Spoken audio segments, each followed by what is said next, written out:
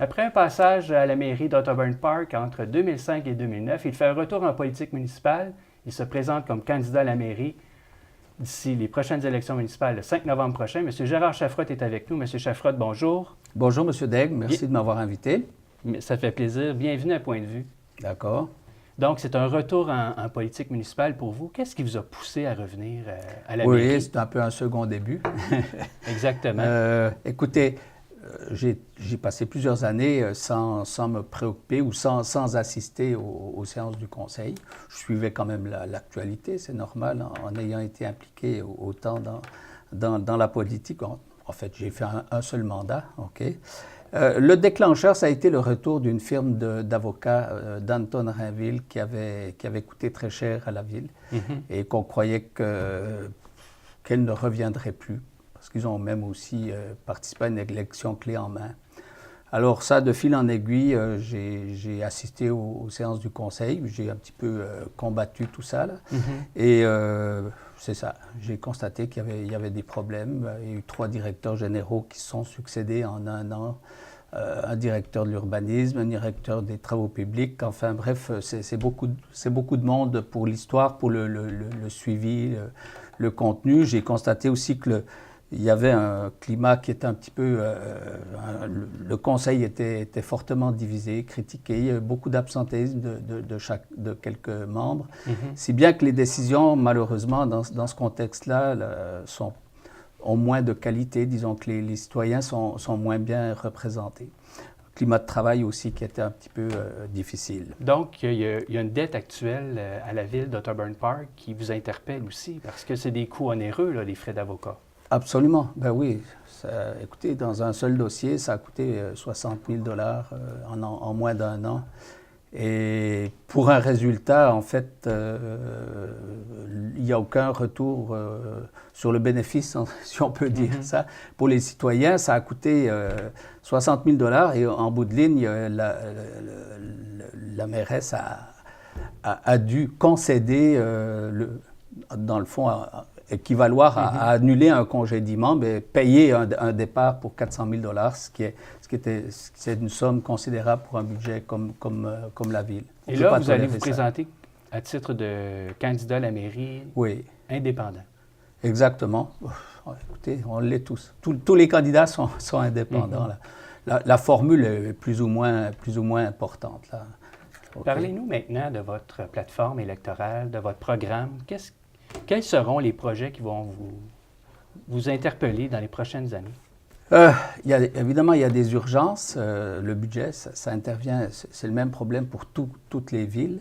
Ça intervient très vite après l'élection. Et dans le cas présent, évidemment, vu que les principaux directeurs sont tout récents ou qu'on n'a pas de directeur général en poste, il y a beaucoup de travail, évidemment, pour concevoir un budget. Puis le premier budget d'une administration, d'une nouvelle administration, est très, très important parce que si on part mal, après, c'est difficile de récupérer. Donc, il faut essayer de maintenir la taxation à un niveau raisonnable. Je ne fais aucune promesse là-dessus. Ce serait présomptueux de ma part de dire qu'il n'y aura pas de hausse. Les autres dossiers qui sont importants, c'est la piscine.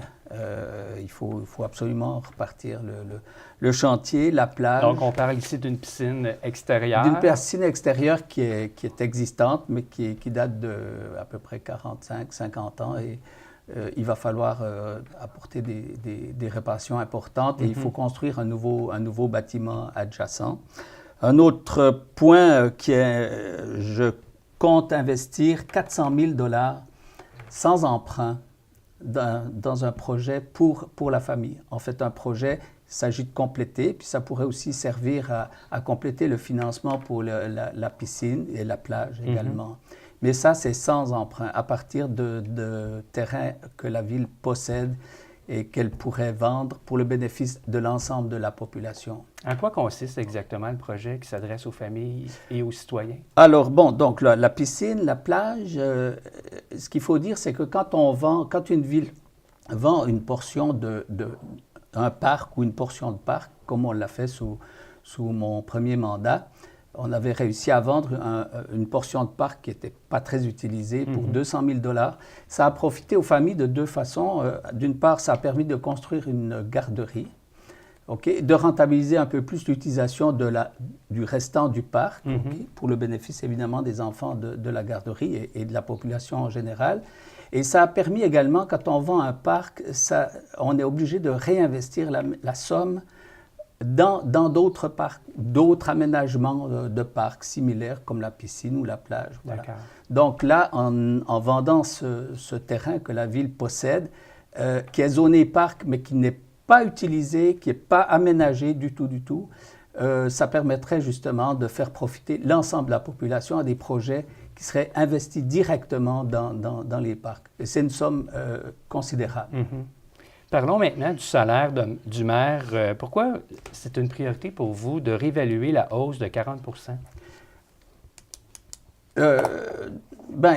évidemment, moi, je trouve ça... Remarquez, c'est la même chose dans toutes les villes, même au provincial. C'est les élus qui se votent un salaire. Ça m'a paru abusif de rehausser le salaire de 40 % d'un coup sec en 2015. J'ai entrepris une étude parce que je voulais voir si peut-être qu'il y avait une motivation, mais peut-être que ça n'a pas été assez expliqué.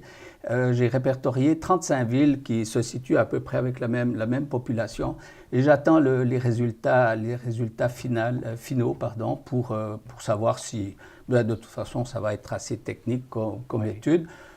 De 41 250, si on avait suivi l'évolution, ce serait de l'ordre de 35 000 actuellement. D'accord. Okay?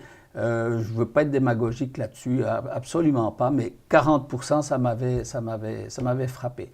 Par contre, je sais que dans les autres villes, ils ont fait un réajustement également à la hausse. Alors, probablement que si les résultats sont à l'effet que c'est raisonnable, je laisserai tomber, évidemment. Ce n'est pas une promesse, de toute façon. Je ne veux pas faire de promesses. Là.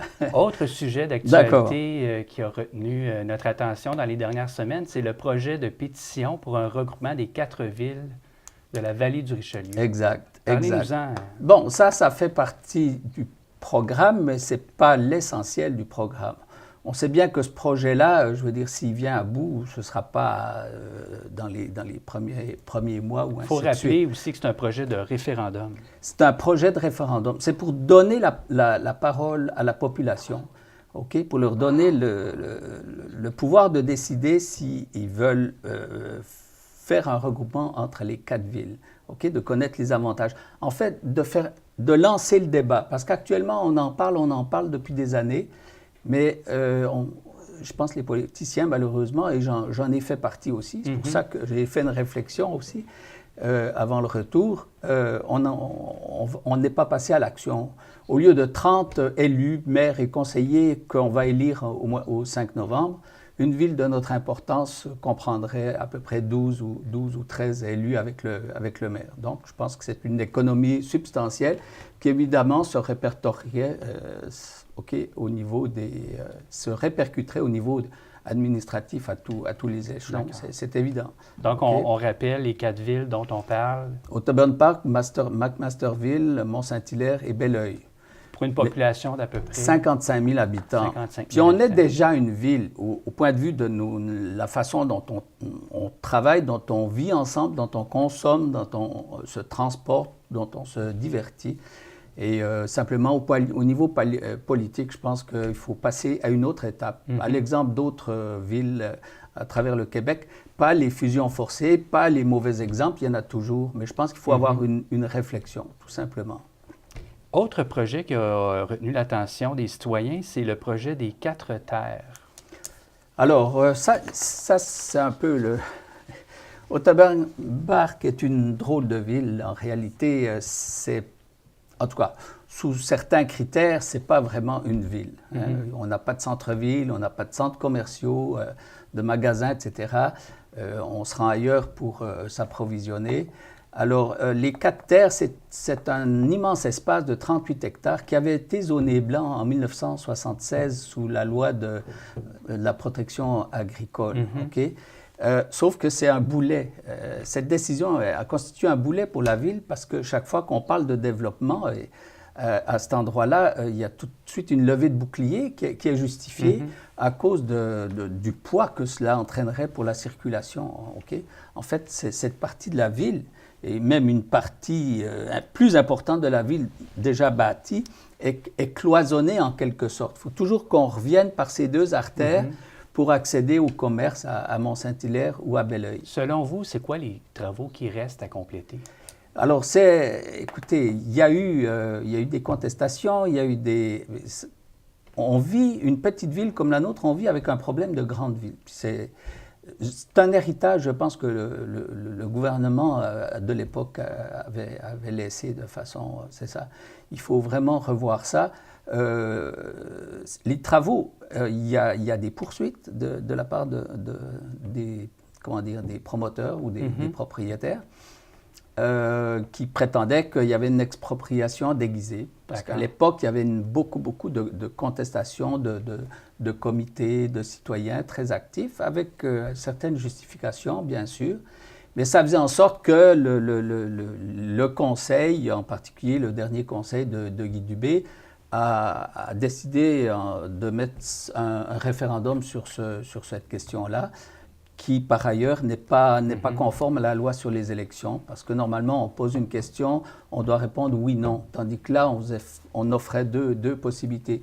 Enfin bref, suite à cela, il y a eu des discussions, des négociations, il y a eu une médiation d'un juge, et je vous avoue qu'évidemment nous de notre temps aussi, on avait sorti le dossier en proposant un PPU, un programme particulier d'urbanisme intégrateur, avant-gardiste au point de vue écologique, donc qui devait normalement être mis en forme là. Ça ne satisfaisait ni les opposants, ni les promoteurs. Parce que dans Chafrotte, il nous reste quelques secondes. On avait mis Je vais vous laisser la parole. Oui. Vous pouvez vous parler directement aux citoyens. D'accord, merci. Donc, chers citoyens et concitoyennes, le 5 novembre, vous avez une obligation, quant à moi, morale, d'aller voter. C'est, je pense, la chose la plus importante que vous devez faire. La démocratie n'est pas grand-chose. En 4 ans, vous devez donner un vote. Et on sait que la participation n'est pas tellement élevée. On parle de l'ordre de 40-41% aux dernières élections. Vous deviez, si possible, le plus possible, privilégier la compétence, l'expérience, essayer de réunir autour du conseil des personnes qui sont engagées, qui sont dédiées pour l'accomplissement de notre mandat. Merci beaucoup, M. Chafrotte. Ça m'a fait plaisir.